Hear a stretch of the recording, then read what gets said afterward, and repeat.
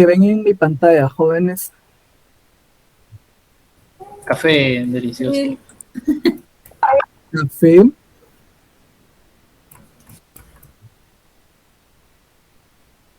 Solo vemos café. El vaso de Starbucks, carísimo.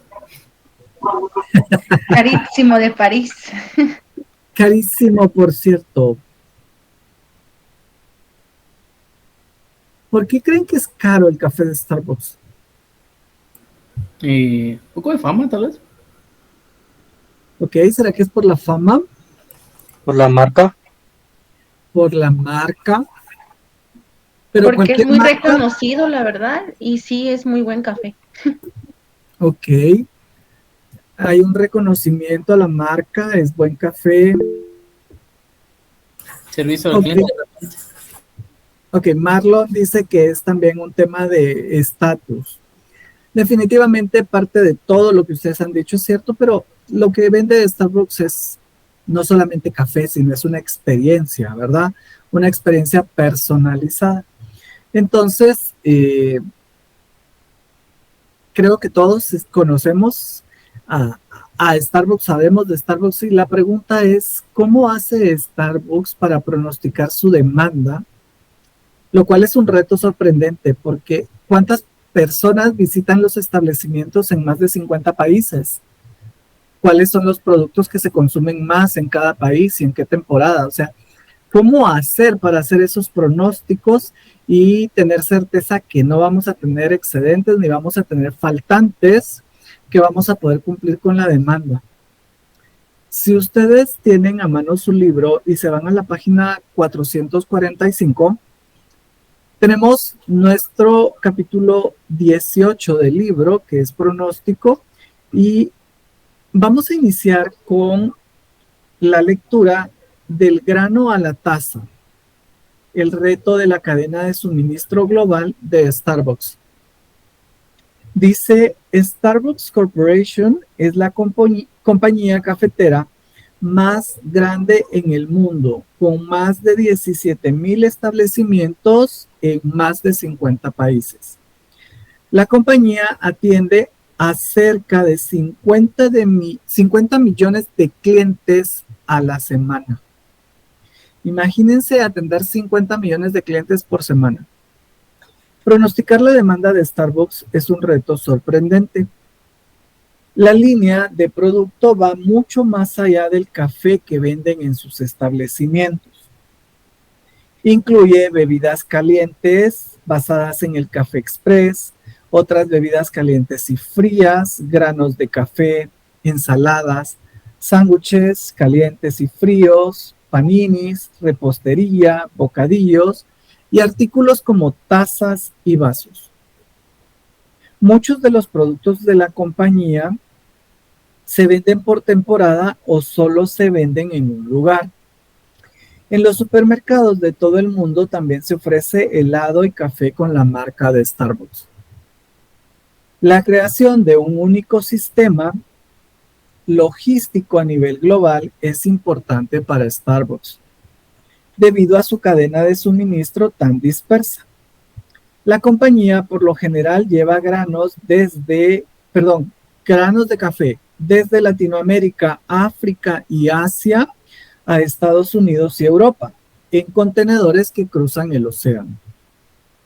Del puerto de entrada, los granos de café verde, o sea, sin tostar, se llevan en camión hacia los sitios de almacenamiento, ya sea de una planta de tostado o un almacén cercano. Después los granos se tuestan y se empacan y el producto terminado se transporta por camión hacia los centros de distribución regionales que tienen dimensiones entre 200,000 y 300,000 pies cuadrados. Sin embargo, el café es uno de los muchos productos que se almacenan en estos centros de distribución. Estos también manejan otros artículos requeridos por las tiendas de menudeo de Starbucks, desde el mobiliario hasta mezclas para capuchinos. Realmente jóvenes,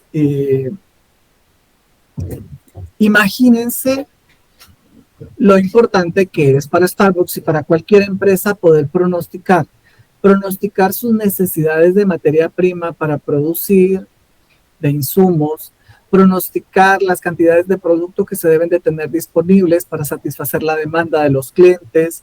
Entonces, eso es lo que vamos a aprender en esta unidad. Pronósticos. Pronósticos y punto de equilibrio. Esta es la unidad 6. Esta unidad está en el capítulo 18 de nuestro libro, en las páginas 445 a la 489.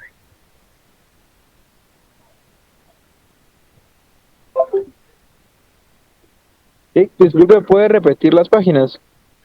445 a 489.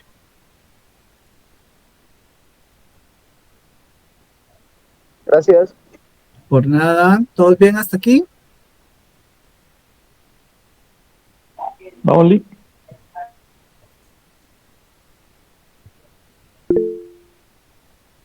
Bueno, ¿cuáles son los objetivos que tenemos con el aprendizaje de esta unidad?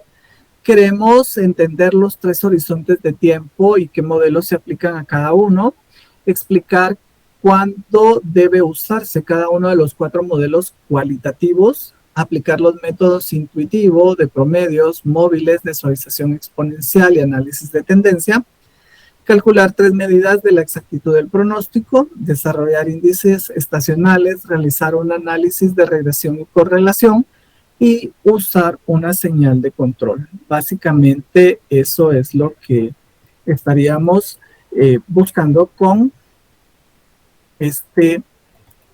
esta unidad.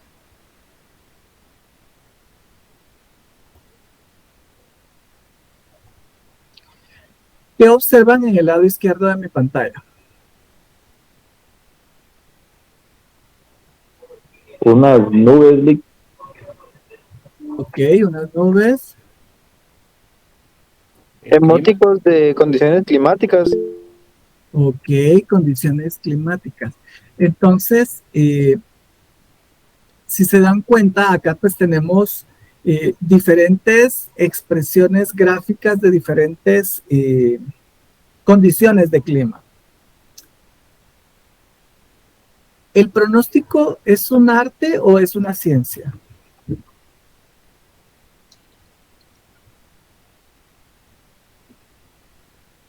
Es una ciencia, Lee. Ciencia. Ok, es una ciencia.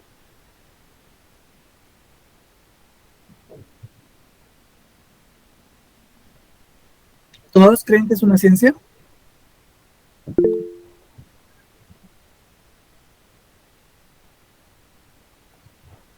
Ok, bueno, entonces vamos a partir de que pronosticar es el arte y la ciencia de predecir eventos futuros. ¿Por qué es el arte y la ciencia combinados, jóvenes?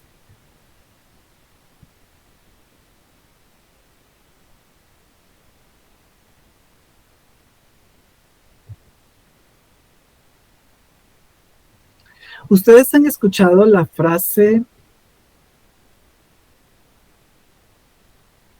esa nube es una nube de lluvia?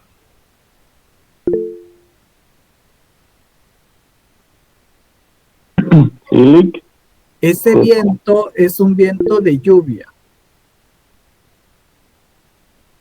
¿Dónde hemos escuchado esa frase? Con nuestros papás, Lee. Ok, con nuestros papás, con nuestros abuelos. Ese sol es sol de lluvia. Ah, es negativismo, Nico. ¿Cómo? Eso ya es cuando se ponen en plan que amanecieron así, que lo quieren ver todo feo. Ese sol es de lluvia, ese nombre. Pero, ¿cuántas veces han acertado? Uy, eso también es cierto, porque a veces hay un calor y parece vapor, como que se está yendo al cielo y al rato ahí viene el agua. Sí, tiene sentido. Sí, la verdad es que yo les comentaba en el otro salón que hace unos días eh, llevaba a mi mamá a hacer un mandado, íbamos en el carro y yo veo las nubes y le digo, mamá, esas nubes son de lluvia. Y de inmediato me empecé a reír y les digo, y me dice, ¿por qué te reís? Y le digo, porque ya estoy como que soy viejito, le digo, eh, pronosticando con la lluvia y al rato estaba lloviendo, o sea, realmente pues como que ya adquirí un poco de experiencia para pronosticar viendo las nubes. Definitivamente, jóvenes, la experiencia es lo que nos permite de alguna manera también pronosticar. Y decimos que es un arte porque definitivamente pues los números son fríos, científicamente podemos hacer cálculos, pero nuestra experiencia puede aportarle mucho a un pronóstico. Los pronósticos jóvenes pueden hacerse de acuerdo al horizonte que tengamos en el tiempo. Pueden ser de corto plazo, de mediano plazo y de largo plazo. También podemos decir que no todos los pronósticos son iguales, hay diferentes tipos de pronóstico. Tenemos los pronósticos económicos, los pronósticos tecnológicos y los pronósticos de la demanda. Para llevar a cabo un pronóstico necesitamos realizar 7 pasos. Estos consisten en determinar el uso del pronóstico, seleccionar los aspectos que se deben pronosticar, determinar el horizonte del tiempo del pronóstico, seleccionar los modelos de pronóstico, recopilar los datos necesarios para elaborar el pronóstico, realizar el pronóstico y validar e implementar el resultado. Los pronósticos pueden ser cualitativos, como jurado de opinión ejecutiva, el método Delphi, la composición de la fuerza de ventas y la encuesta de mercado. Y también pueden ser métodos cuantitativos, como los modelos de series de tiempo o el modelo asociativo. Entre los modelos de series de tiempo tenemos el enfoque intuitivo, los promedios móviles, la suavización exponencial y la proyección de tendencia, mientras que en el modelo asociativo tenemos la regresión lineal. Esto que ustedes ven acá es como el resumen de lo que vamos a ver a lo largo de esta unidad. Así que vamos a empezar. Dijimos que el pronóstico es el arte de predecir eventos futuros. Y realmente hay cosas que podemos predecir, que podemos estimar, pero hay cosas que no. Por ejemplo, en enero del 2020, cuando nos reuníamos en la universidad de manera presencial, ¿alguien se imaginó 3 años recibiendo clases de manera virtual? No, licenciado. Ni siquiera nos lo imaginamos cuando cerraron la universidad, porque ¿qué pensamos cuando cerraron la universidad? Que ya no íbamos a recibir clases, Lick. Que ya no íbamos a recibir clases. Sí, correcto. Creo que solo era por un año más o menos. Yo creo que cuando empezó la pandemia o cuando suspendieron las labores, yo creo que nunca pensamos ni siquiera que íbamos a llegar a un año sin recibir clases. Pensamos meses, o por lo menos es lo que yo pensaba.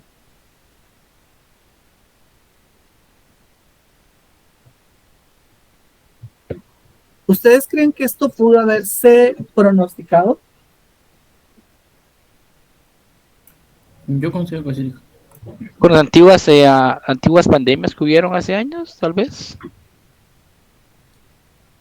Claro, pero no, o sea, sí pudimos haber pronosticado que podían haber pandemias, pero ¿será que con la magnitud de lo que el COVID-19 hizo?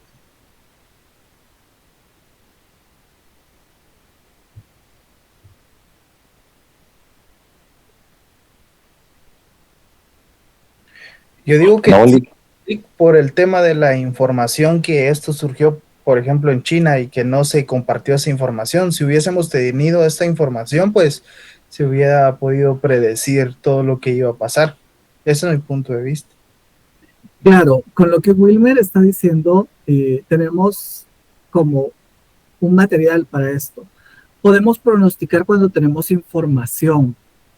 ¿Qué tipo de información tenemos que tener?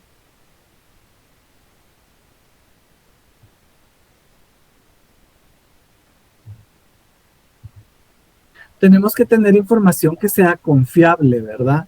Porque si no es información confiable, pues tampoco nos va a servir de mucho.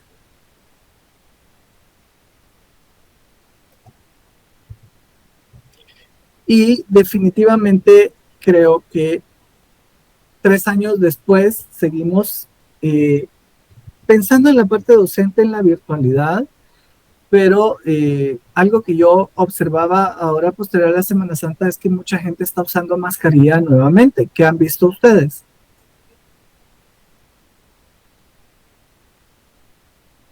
Hay nuevamente contagio, Liz, pero ahora ya no es COVID, sino que es influenza o B. Definitivamente sí hay otros virus que están circulando. De hecho, influenza está bastante fuerte también.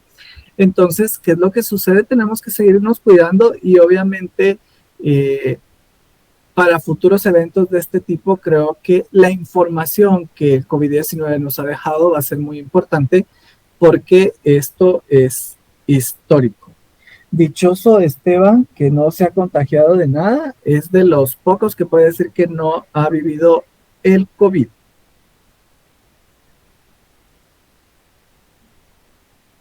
Yo también usaba mascarilla siempre, Esteban, y me dio. Bueno, dentro de ¿Cuáles fueron los síntomas que le dio, licenciado? A mí me dio en febrero del año pasado. Yo estaba dando clases así. Cuando empecé, sentía como una molestia en la garganta. Los alumnos empezaron a molestarme, que eso es COVID, eso es COVID. Y es que realmente yo hasta este año, que ya no les digo a ustedes cuando me despido que se laven las manos, que usen mascarilla, que usen gel, pero durante toda la pandemia yo todos los días les repetía lo mismo a los alumnos. Entonces me empezaron a molestar que era COVID y yo les dije, jóvenes, solo les recuerdo que si yo tengo COVID, me van a suspender 30 días y durante un mes no me van a ver. Terminé la clase, la verdad es que no me sentía bien, sentía como malestar en la garganta. Me acosté como a las 10:30, que es la hora normalmente en la que me acuesto. Me dormí, pero antes de medianoche me desperté con la nariz totalmente congestionada. No podía respirar por la nariz, tenía que hacerlo por la boca. Obviamente, ante eso, me levanté, busqué un antihistamínico y me lo tomé, pero yo dije, es COVID. Me alcanzó. Al otro día, llamé a mi jefe, le dije que no me sentía bien, que si me quedaba en la casa, me dijo que sí. Me aislé a partir de ese momento, creo que esa fue una buena decisión porque en mi casa solo a mí me dio. Esa tarde me fui a hacer una prueba PCR, no, esa mañana, como a las 11 de la mañana me fui a hacer una prueba PCR y a las 2 de la tarde tenía confirmado que tenía COVID. Fueron 3 días que fueron críticos, con malestar. O sea, realmente era mucho malestar nasal, que no podía dormir. Y en el tercer día me asusté un poco porque amanecí con la mano izquierda dormida. De hecho, como secuela de COVID, tengo una mononeuropatía del cubital izquierdo. Yo todavía tengo adormecido esta parte de la mano.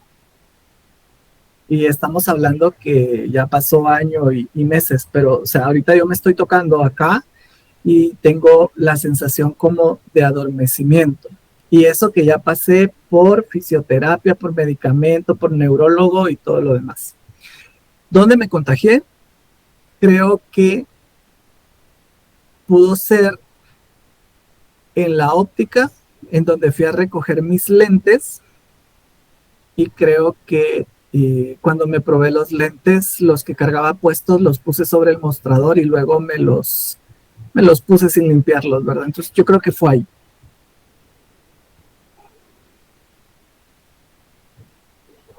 ¿Por qué, Esteban?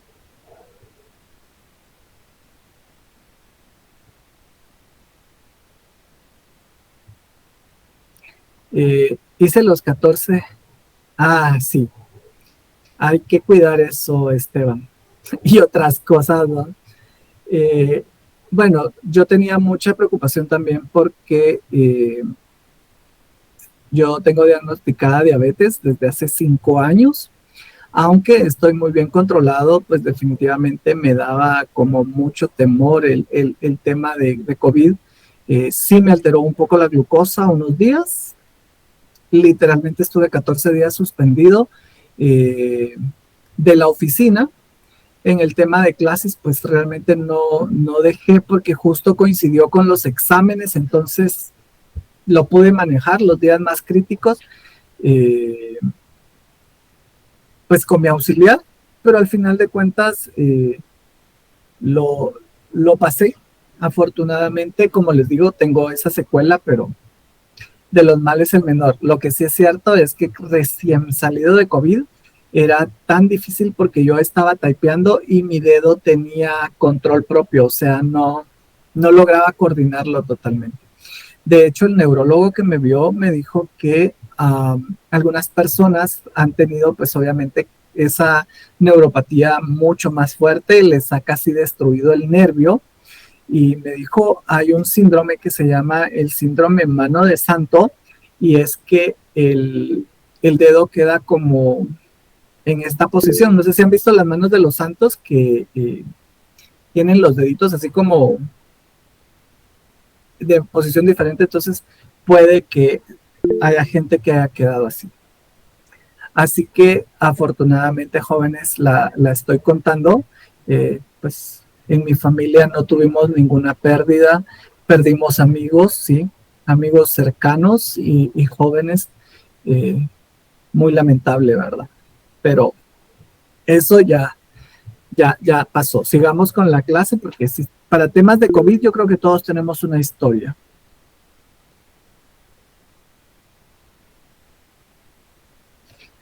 Qué bárbaro, Esteban.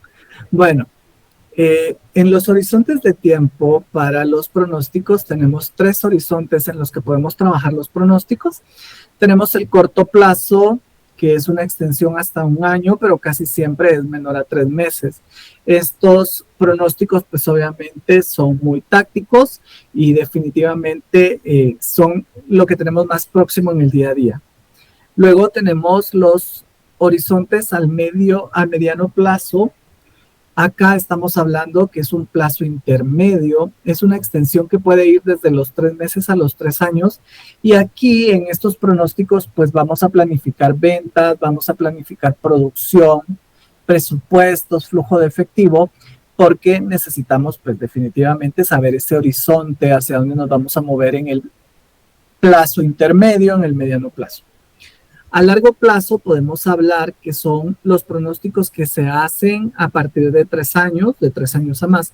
Y aquí pues lo que se planea es fabricación de productos, gastos de capital, ubicación, expansión de instalaciones. O sea, estamos hablando de pronósticos en donde las inversiones son a más largo plazo.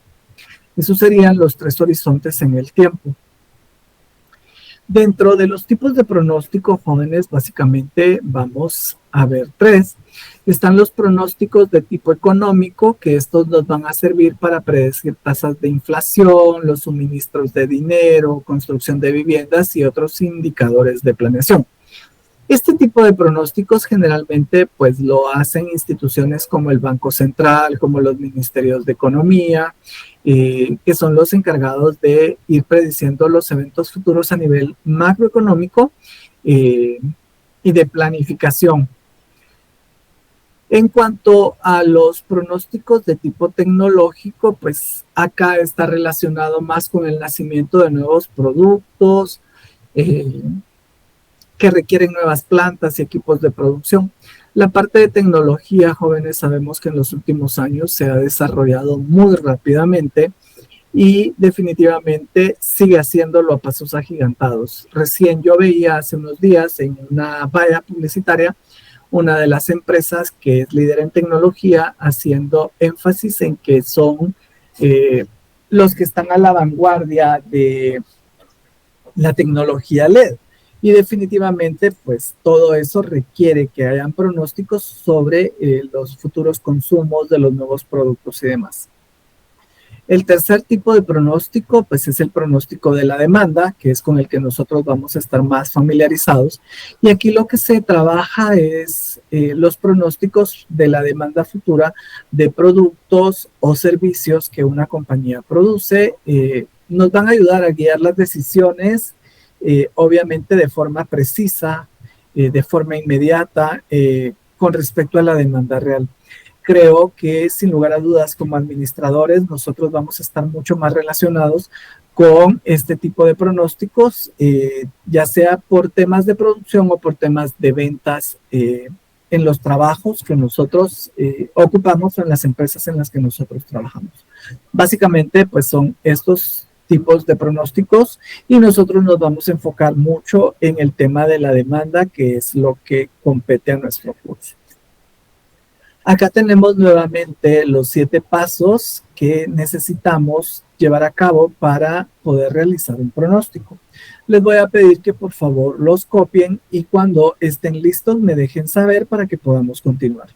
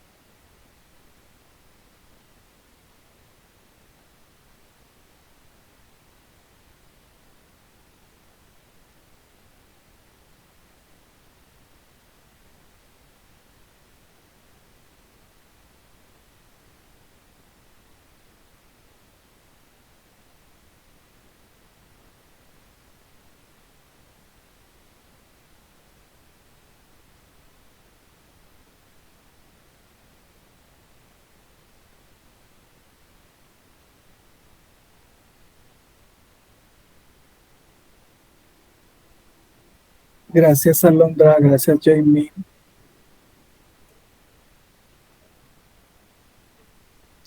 Perfecto. Gracias, Manuel. Como les decía al inicio, pues tenemos primero que determinar el uso que le vamos a dar al pronóstico. Tenemos que seleccionar cuáles son esos aspectos que queremos pronosticar, o sea, cuáles son las variables que queremos pronosticar, cuál es el tiempo que queremos hacerlo, va a ser en el corto plazo, va a ser en el mediano, va a ser en el largo plazo. Luego, qué tipo de modelo podemos utilizar, va a ser cuantitativo, va a ser cualitativo. Si es cuantitativo o cualitativo, cuál de ellos vamos a utilizar por la información que tenemos, por la naturaleza de nuestro producto o nuestra materia prima o lo que sea. Cuando hemos decidido el modelo que vamos a utilizar, pues tenemos que recopilar los datos que nos van a servir para calcular o elaborar el pronóstico. Con los datos realizamos el pronóstico y luego tenemos que validar e implementar los resultados. Definitivamente, jóvenes, es algo interesante cuando uno ya lo hace porque las decisiones que se pueden tomar con base a los pronósticos pues van a determinar mucho por dónde se va a ir desarrollando el negocio. Ahora, ¿qué ven en su pantalla?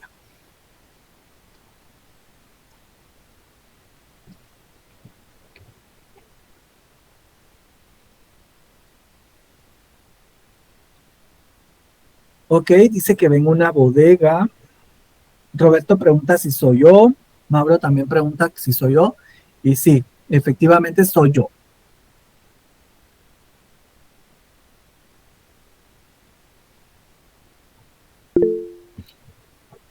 Acá nosotros lo que podemos ver es un pasillo de la bodega en donde vemos pues obviamente tarimas con cajas de producto que están almacenadas. La pregunta es, ¿cómo saber cuántas cajas tienen que haber ahí? ¿Cada cuánto tiempo se deben de comprar? ¿Deben ingresar? ¿De qué producto? ¿De qué tipo? ¿De qué tamaño? ¿De qué sabor? Pues eso es parte de lo que hacemos y de lo que nos ayudan los pronósticos que ven acá.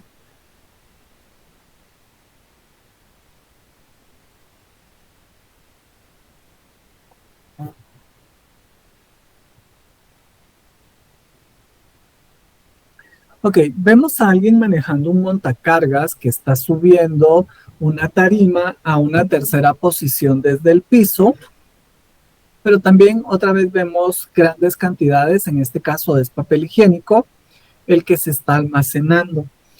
Dentro de las funciones que yo realizo en la distribuidora, pues definitivamente está los pronósticos.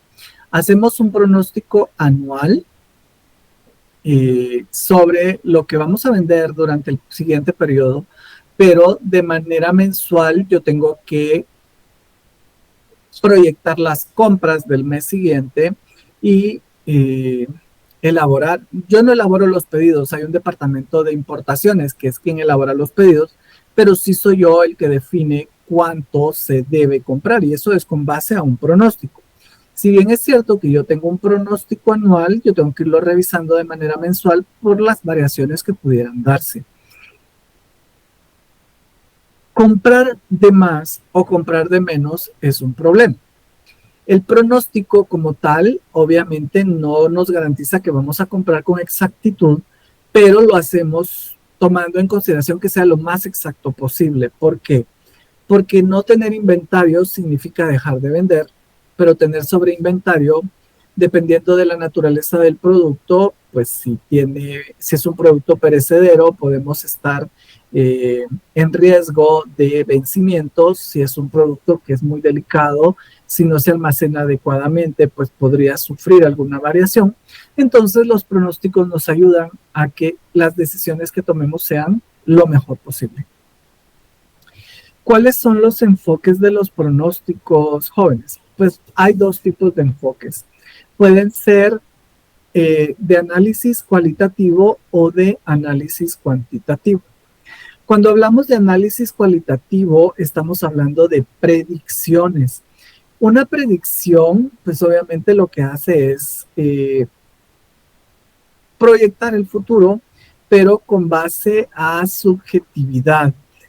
Acá se incorporan algunos factores como la intuición, las emociones, las experiencias personales y obviamente el sistema de valores de quien toma la decisión para llegar a un pronóstico. Los análisis cualitativos, pues obviamente son subjetivos, sin embargo, tienen su importancia y se respetan. ¿Por qué? Porque la experiencia que se llega a adquirir para tomar decisiones es muy importante. Muchas veces los análisis cuantitativos nos dan números fríos, pero los números que obtenemos ahí son con base a fórmulas, mientras que muchas veces tenemos que hacer ciertos ajustes de acuerdo a la experiencia y de acuerdo a la intuición. Si nos vamos por los análisis cuantitativos, pues obviamente aquí ya no son predicciones, sino son previsiones. Estamos viendo antes de, y para eso lo que hacemos es utilizar variedad de modelos matemáticos que se apoyan en datos históricos y variables asociativas para pronosticar la demanda. Estamos hablando que lo cualitativo es muy subjetivo y lo cuantitativo es con base a datos históricos. ¿Cuál de los dos es mejor? Pues jóvenes, la combinación de ambos suele resultar ser más efectiva. ¿Por qué? Porque los datos históricos definitivamente nos van a dar un horizonte con base a lo que ya sucedió.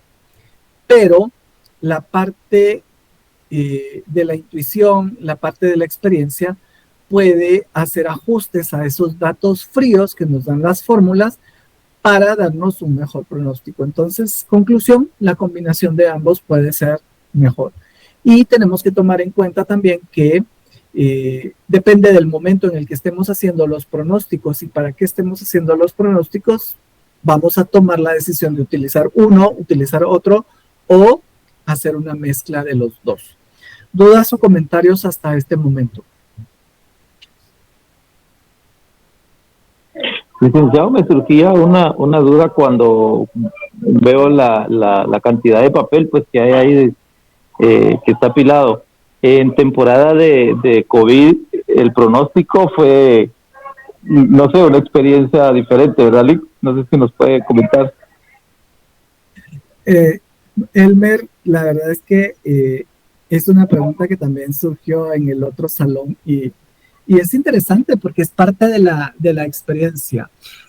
Ustedes se recuerdan que cuando empezó COVID y empezamos a recibir noticias de Wuhan, de Europa, ¿ustedes se recuerdan cuál era el producto que estaba como tendencia a comprar y que tenían las góndolas vacías en los supermercados? Correcto, era el papel higiénico. Por alguna razón la gente dispuso que el papel higiénico era lo que podía salvar las vidas ante COVID. Obviamente para nosotros todo el pronóstico desde ese año se desvirtuó. O sea, el pronóstico estaba hecho con base en los históricos, con base a la experiencia, tomando en consideración pues las promociones, los lanzamientos que podíamos tener. Pero a partir de marzo todo eso cambió. Y definitivamente para nosotros la demanda se distorsionó totalmente. Nosotros, obviamente, jóvenes, como ya teníamos pues conocimiento de lo que estaba pasando en el mundo, a partir de que supimos que el primer caso estaba en Guatemala, nosotros tomamos dos decisiones. La primera, obviamente, fue no vender las cantidades que nos podían estar solicitando. O sea, sí estábamos vendiendo un poco más, pero por ejemplo, si Roberto nos compraba 1,000 fardos al mes y ahorita nos hacía un pedido por 5,000, pues no se lo despachábamos. Sencillamente le despachábamos 1,500, si ustedes quieren. ¿Por qué? Porque obviamente sabíamos que había un alto grado de especulación. Entonces esa fue la primera decisión que se tomó para no agotar nuestros inventarios. La segunda decisión que se tomó, obviamente, fue hacer complementos a los pedidos que ya estaban programados. Nosotros anticipamos pedidos con 45 días. Y cuando nosotros hicimos esto, no fue tanto por el tema de querer acumular inventarios, sino que lo que pensamos fue que en algún momento, al cerrar el país, podían de alguna manera cerrar las fronteras. Y eso iba a alterar toda la cadena de abastecimiento y podríamos llegar a quiebres si se detenía el flujo del transporte. Afortunadamente en Guatemala, pues eso no sucedió. Pero ante la pregunta que hace Elmer, sí, tomamos decisiones, tuvimos que subir los niveles de inventario y de hecho es un año histórico porque el crecimiento que se tuvo pues definitivamente no se compara con los crecimientos de los años anteriores. Y sí, el efecto pandemia nosotros lo seguimos viendo, sobre todo cuando hacemos los comparativos. Normalmente yo comparo hasta 5 años atrás, entonces ahí sigo teniendo un pico muy marcado. De hecho, en el 2020 fueron 2, uno fue en el mes de marzo y el otro fue en el mes de septiembre. El de septiembre aún no entiendo por qué, pero sí nos distorsionó todo nuestro pronóstico.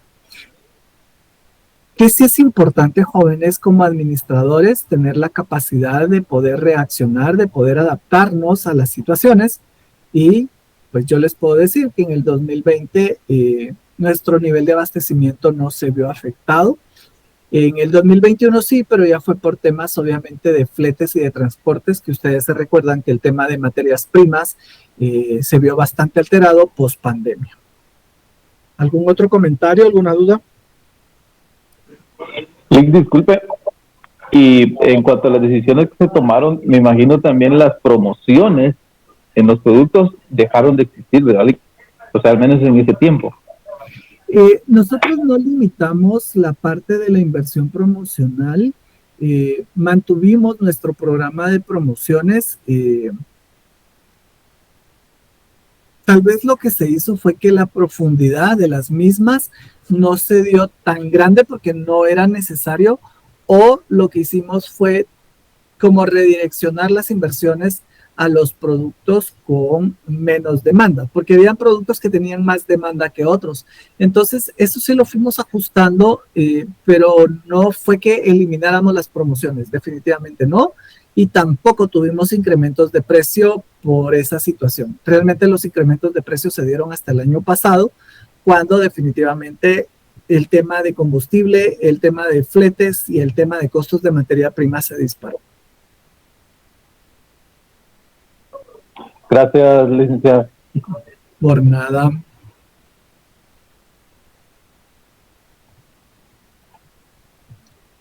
Bueno, entonces vamos ahora a ver los métodos cualitativos.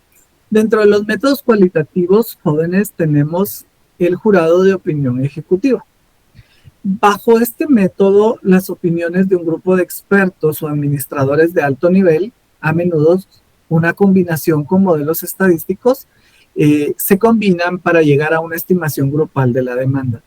Acá generalmente lo que se hace es que se reúnen altos ejecutivos o personas con mucho conocimiento de ese mercado, de ese producto, y con base a su experiencia, con base a su intuición, y en algunos casos si se tiene información estadística, se utiliza para poder hacer los pronósticos. Realmente esto sigue siendo muy subjetivo, pero por la experiencia que tienen estos expertos, pues se pueden obtener muy buenos resultados.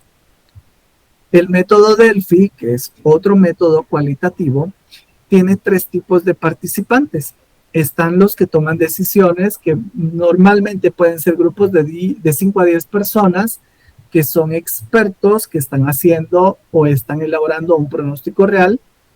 Está el personal que ayuda a los que toman las decisiones, pues a preparar, a distribuir, a recopilar y resumir todos los cuestionarios y los resultados de las encuestas. Y en tercer lugar, los entrevistados, que estas son las personas que forman grupos, a menudo localizadas en distintos sitios cuyos juicios se valoran. Entonces, tenemos la gente que participa proporcionando la información, que son los entrevistados. Tenemos el personal que se encarga de recopilar esa información, de tabularla, de agruparla y de presentarla a quienes toman las decisiones. Y obviamente los que toman las decisiones hacen el pronóstico real, pero con base a esta información. Tenemos la composición de la fuerza de ventas.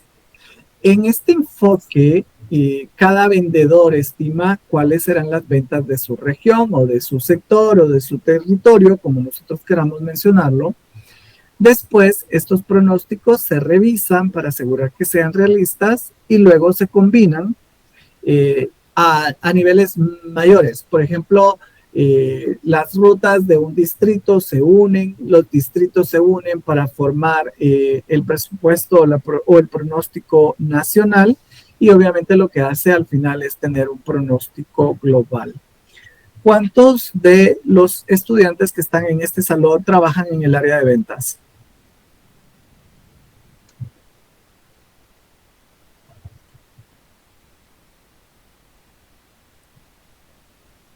Uno, dos,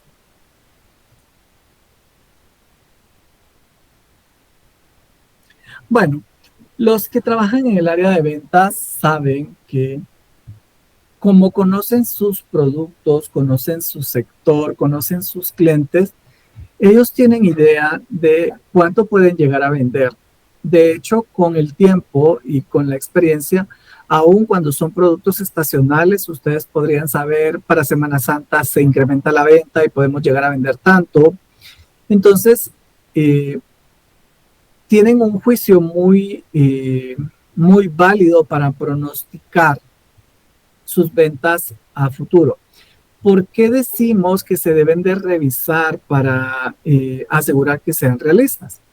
Realmente los vendedores, con el respeto que me merecen, son muy chispudos, tienen mucha chispa, y entonces en algún momento pues podría decir, en el sector se venden 10, pero voy a poner 8 porque quiero llegar a mi cuota y no me quiero esforzar mucho, entonces la puedo de alguna manera manipular. O por otro lado, hay vendedores que son muy ambiciosos y si tienen, obviamente dentro de sus remuneraciones, un porcentaje por el volumen de ventas, podrían decir, bueno, el sector podría perfectamente vender 10, pero yo voy a vender un poco más porque necesito más ingresos y voy a vender 12. Entonces, por esa razón es que se dice que hay que asegurarse que sean realistas para que esa parte de la perspicacia, de la chispa del vendedor, pues no se vea reflejado en eso. Pero al final, definitivamente es muy importante tener retroalimentación del mismo. Y por último, y no por eso menos importante, dentro de los métodos cualitativos, tenemos la encuesta en el mercado. Y este modelo se solicita información a los clientes o posibles consumidores acerca de sus planes de compra futuros. Esto nos puede ayudar no solo a preparar el pronóstico, sino también a mejorar el diseño del producto y la planeación de los productos. Las encuestas en el mercado son muy importantes, funcionan, sobre todo cuando son productos nuevos, cuando no tenemos un histórico, cuando no solamente necesitamos tener la experiencia de los expertos en el producto, sino también del consumidor. ¿Dudas, comentarios al respecto?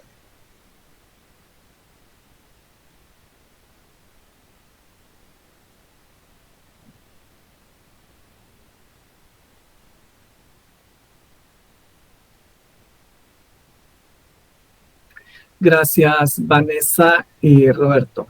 Bueno, voy a hacer un pequeño espacio acá. Ustedes saben que a mí me gusta muchísimo compartirles mi experiencia profesional, mi experiencia laboral. Creo que pues eso suma un poquito a la teoría que estamos viendo. Todos ustedes conocen el gel para cabello y el shampoo Ego. Sí. Ok, ese producto lo lanzamos en Guatemala hace 12 años y definitivamente fue una experiencia muy interesante, sobre todo aplicable para este tema de los pronósticos. Antes de que Ego llegara al mercado y se posicionara como un gel para caballeros, ¿cuáles eran las marcas que estaban en el mercado?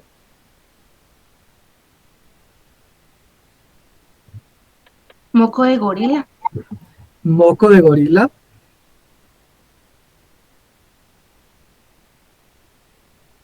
Extreme. De hecho, ese me botó el pelo, dice Esteban. Ya ve, ya ve. Bueno, de hecho, eran las dos marcas como más posicionadas que estaban en el mercado, pero hasta ese momento no había una marca que estuviera posicionada como una marca de gel para caballeros. Cuando Ego viene a Guatemala, antes del lanzamiento, pues obviamente hubo una fuerte inversión en todo lo que era estudio para conocer al consumidor guatemalteco, para conocer los hábitos de uso de gel, cuánto se colocaba en el cabello, cada cuánto lo hacía. fueron datos muy importantes y ahí entra toda esta parte cualitativa que yo les digo, porque obviamente había que pronosticar las ventas para los próximos años, había que pronosticar las compras para los primeros pedidos, para el lanzamiento, y cómo hacer todo eso cuando no hay una estadística. O sea, obviamente Ego existía en Colombia, ya estaba en otros países, pero no podíamos comparar, eran mercados, pues, primero, tamaños abismalmente diferentes. Luego, el tipo, la cultura de las personas de Guatemala, pues, era diferente.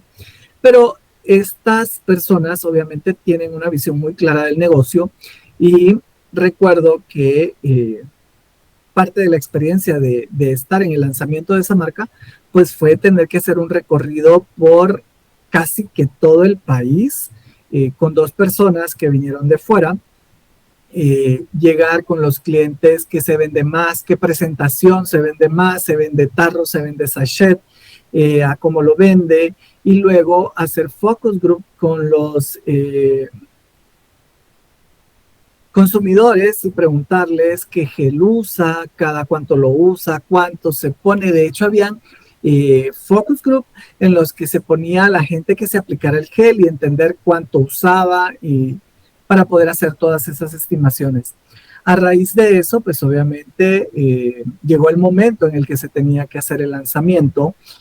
Recuerdo una reunión con el presidente de la junta directiva de la distribuidora en donde me mandó a llamar y me dijo por qué han decidido que son tantas toneladas de producto que se van a vender al año, por qué la proporción de tarros y sachets, por qué los tarros grandes tanto, por qué los tarros medianos tanto. Y obviamente, pues todo eso había sido como resultado de todo ese análisis cualitativo que se había hecho porque no había un histórico de la marca como tal.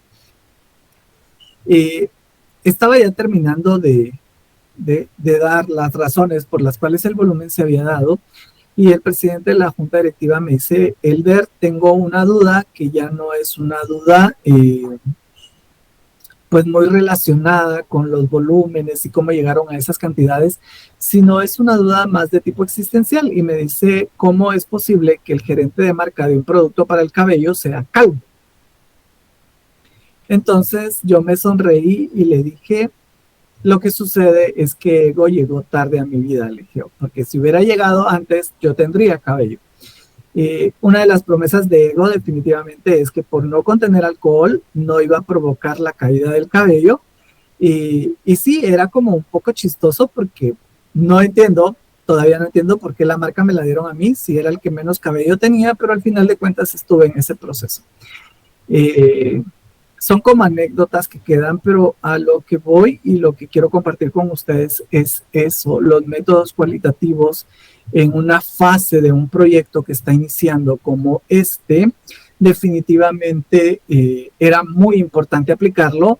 La experiencia que tenían desde Colombia los ejecutivos, más toda esa parte cualitativa que pudimos obtener en Guatemala, hizo que definitivamente el lanzamiento fuera un éxito y que definitivamente después de 12 años el producto sigue muy bien posicionado en el mercado, ¿verdad? Y ha sido una experiencia muy enriquecedora.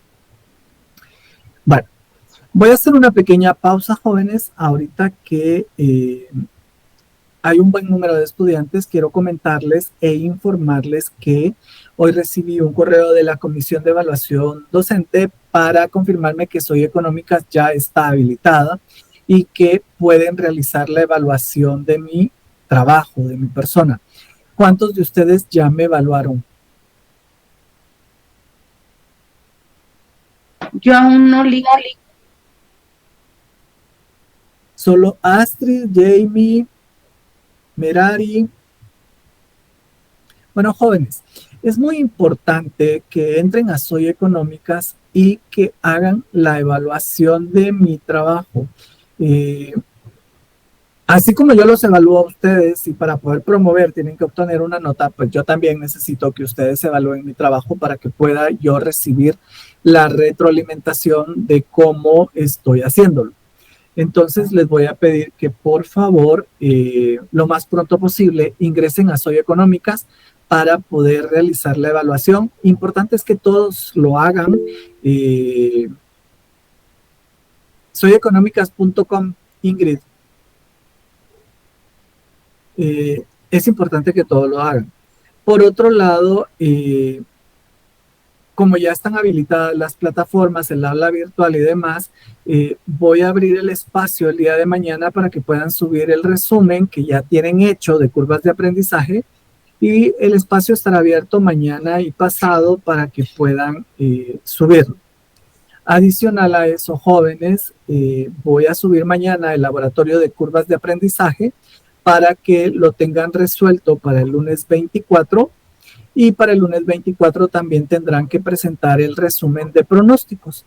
El resumen de pronósticos es del capítulo 18, de las páginas 445 en adelante, y esto también va a ser el lunes 24.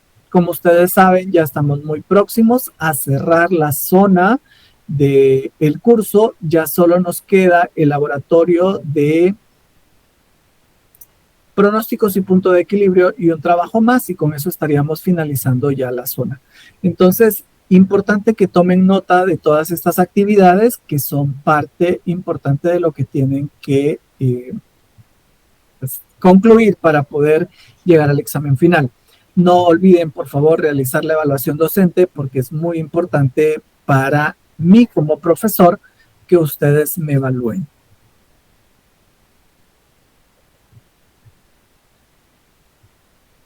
Bueno, ahora vamos a seguir con los modelos cuantitativos. En los modelos cuantitativos, pues tenemos modelos de series de tiempo y modelos asociativos. En los primeros, en los de series de tiempo, tenemos el enfoque intuitivo, el promedio móvil, la suavización exponencial y la proyección de tendencias. Y por otro lado, pues también tenemos la regresión lineal, que es un modelo asociativo. Vamos a trabajar a partir de este momento estos ejemplos. Voy a dictarles el primero, que es con el que vamos a trabajar. Dice, en la siguiente tabla se muestra la demanda de energía eléctrica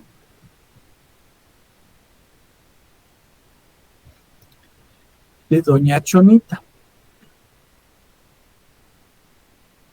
durante los últimos 7 meses, coma, expresada en kilowatts. Doña Chonita quiere pronosticar la demanda para el siguiente mes.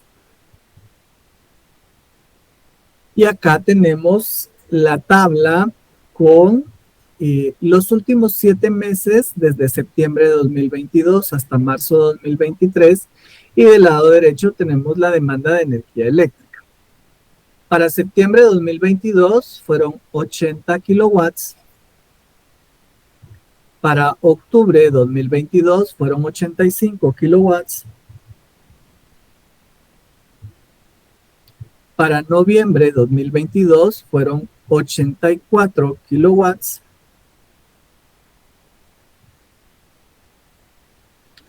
Para diciembre de 2022 fueron 90 kilowatts. Para enero 2023 fueron 110 kilowatts.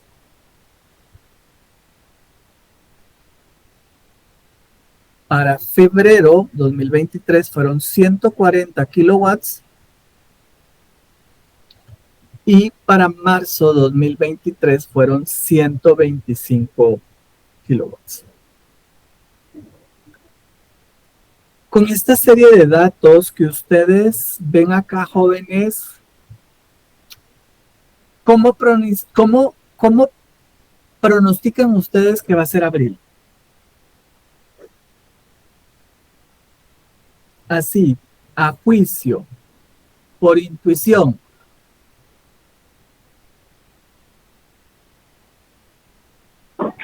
Unos 130, Ok, 140 también. perfecto. Definitivamente, por la forma en la que nosotros vemos los datos, nosotros esperaríamos que en el mes de abril sea un poco más de 125. De hecho, ustedes han dicho 130, 140. Eso es lo que al ver esta serie de datos nosotros podemos visualizar. Vamos entonces, jóvenes, a hacer los cálculos con los diferentes métodos que tenemos y vamos a confirmar si nuestra intuición se cumple o no. Así que el primer método que vamos a analizar esta noche es la media aritmética o el promedio aritmético. Les dicto, es el método más sencillo.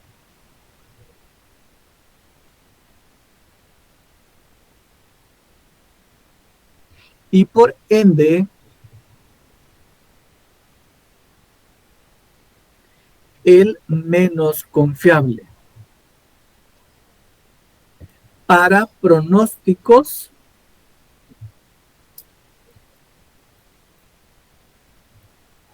en series donde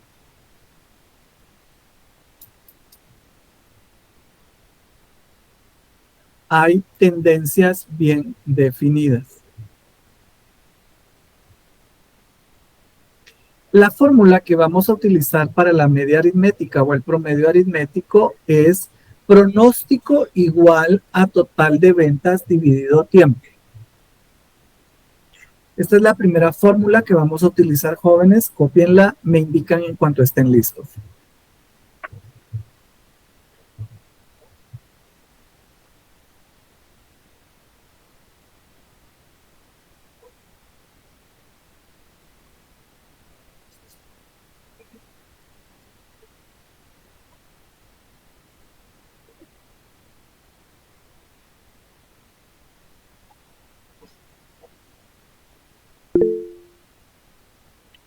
Gracias, Marlon.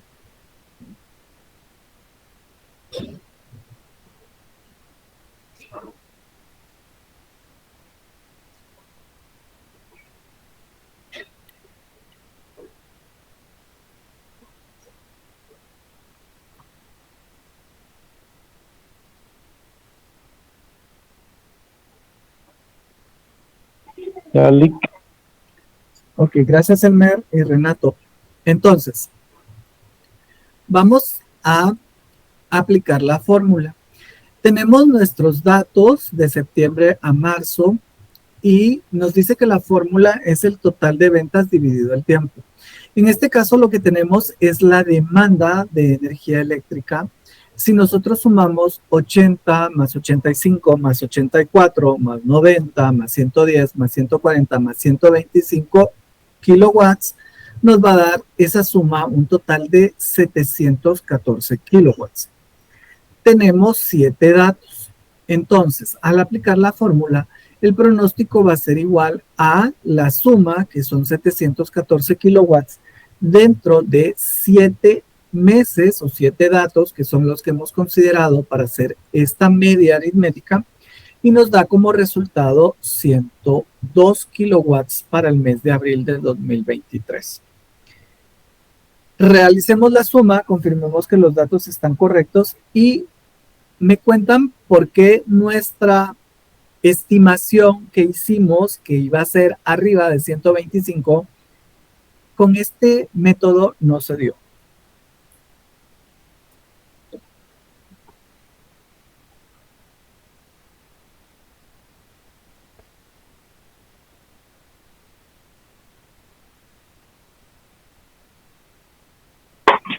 Los primeros 5 datos, Lick, son abajo de 100. Entonces eso afectó. Es correcto, Elmer. Esos 5 datos están afectando el promedio. ¿Alguien más?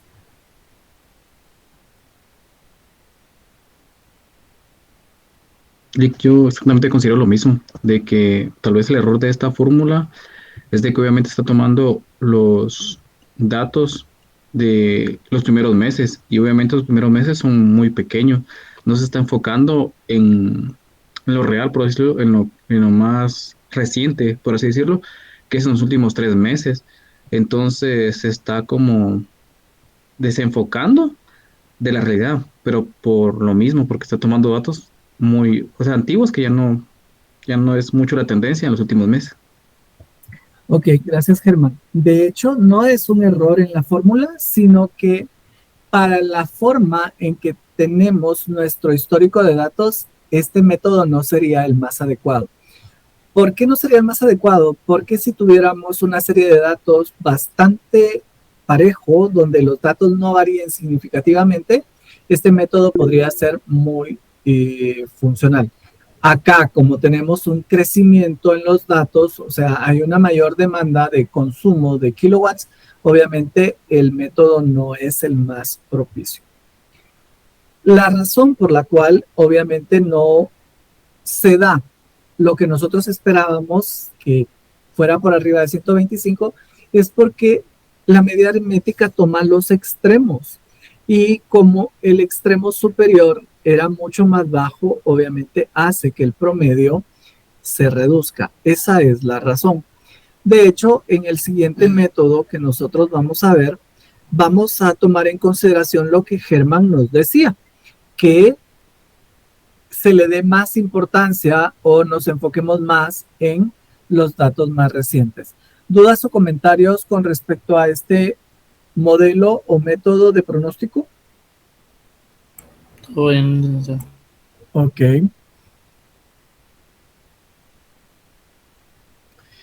El siguiente modelo es la media móvil ponderada.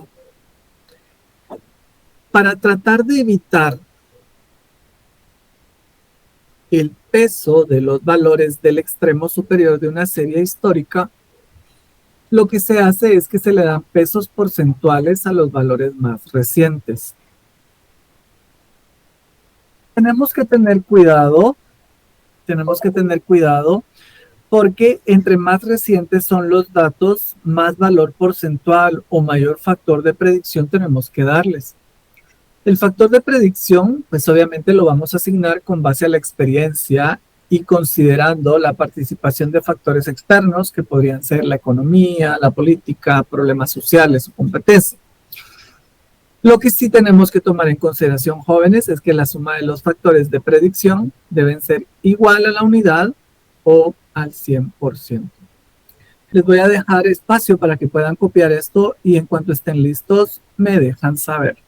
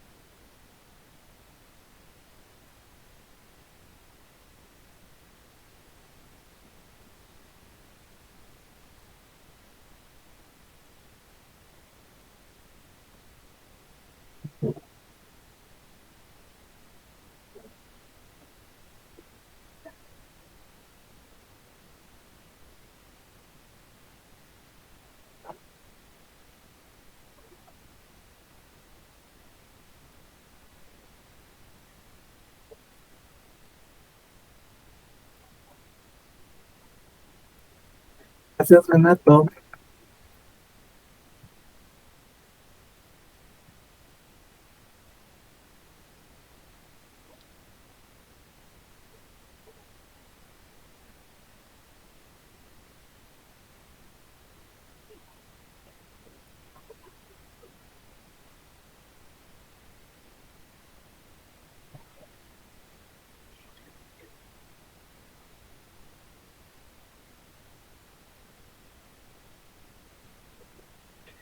Ok. Entonces, jóvenes, como dice nuestro segundo modelo, lo que busca la media móvil ponderada es evitar que el peso de los extremos o del extremo superior de la serie haga que el pronóstico cambie.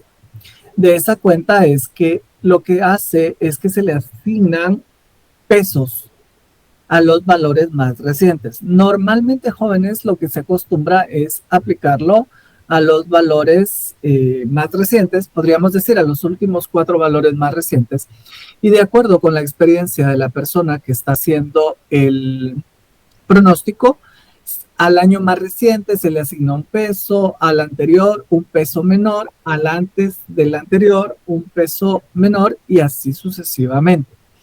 Para este caso vamos a aplicar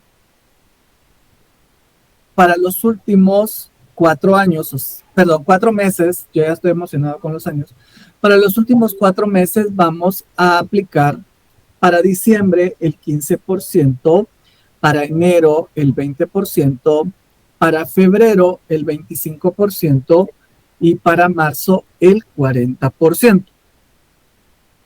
¿Cuál sería el pronóstico aplicando esos porcentajes a estos meses? Perdón, aplicando esos porcentajes debe ser incremento, por supuesto.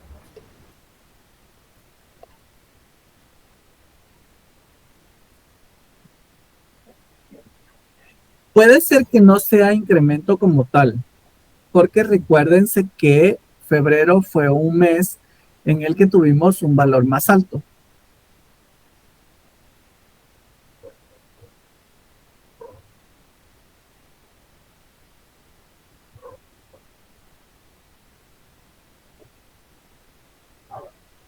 Solo quiero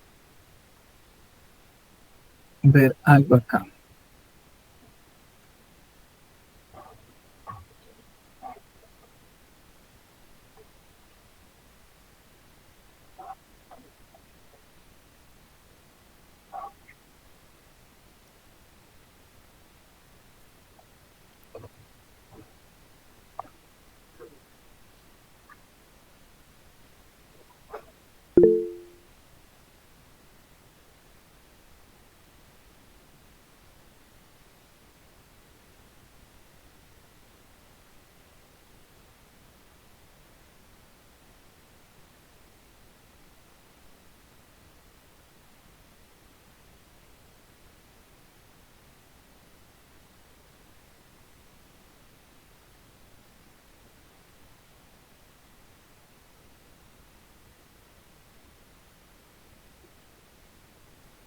Si tomamos los últimos 4 meses y le asignamos al mes de marzo 40%, febrero 25%, enero 20% y diciembre 15%, la proyección que nos da es de 120.50.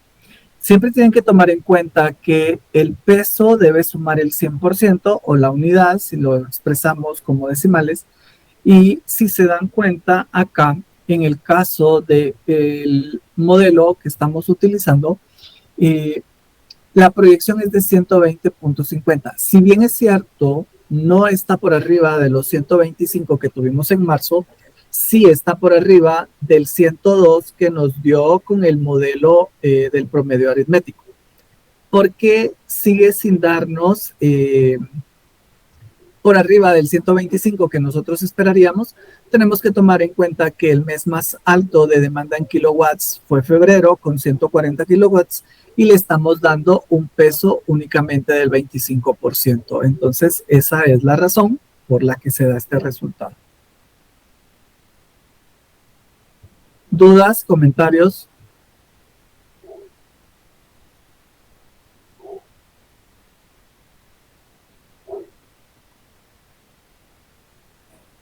En la diapositiva puso año, ¿se da cuenta, Lick? Sí, Renato, es la emoción. Ahorita se lo corrijo. Ah, muy claro. ¿Viste? No, sí, claro que.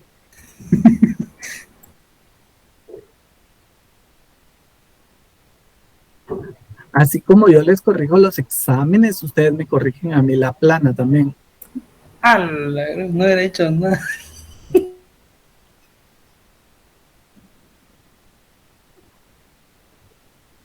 ¿Dudas, comentarios?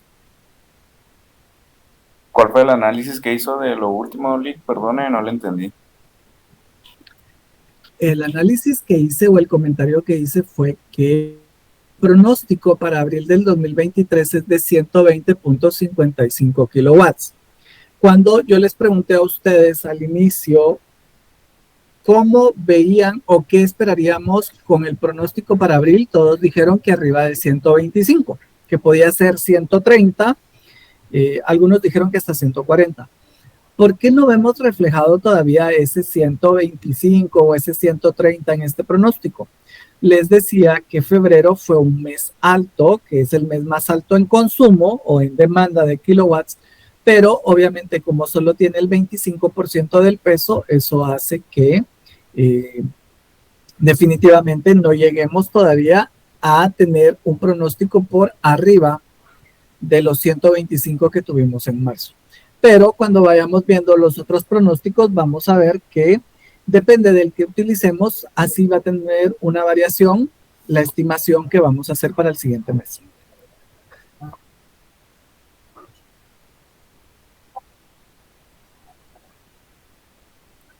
¿Dudas, comentarios? Solo consulta rápida. La distribución de eso, en este caso de la columna peso, ¿puede ser a discreción de nosotros?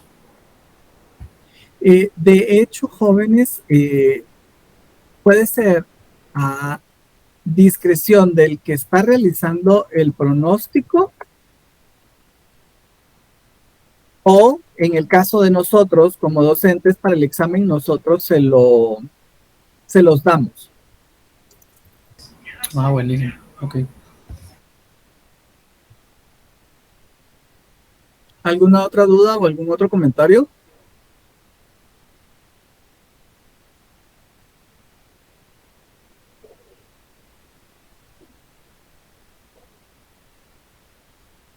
Ok, jóvenes, entonces estaríamos concluyendo nuestra clase el día de hoy acá. Nos vemos el próximo jueves para continuar y les deseo un feliz descanso a todos.